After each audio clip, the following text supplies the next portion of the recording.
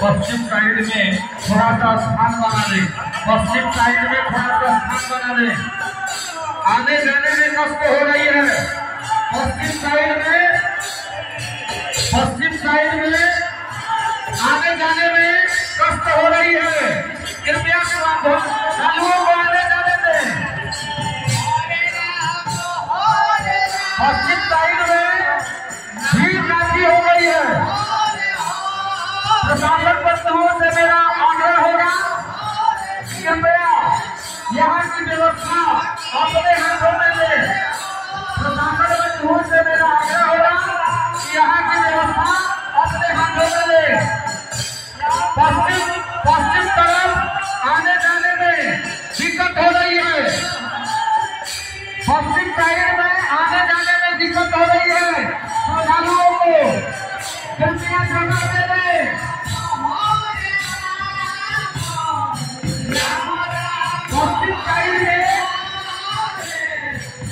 पश्चिम side में आने जाने में कठिनाई हो रही है।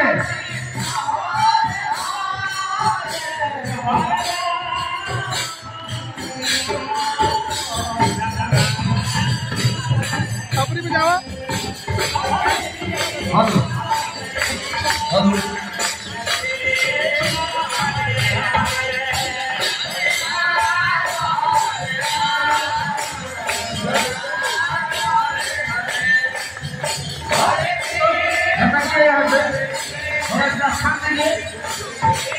आने जाने का सब चलिए और चलिए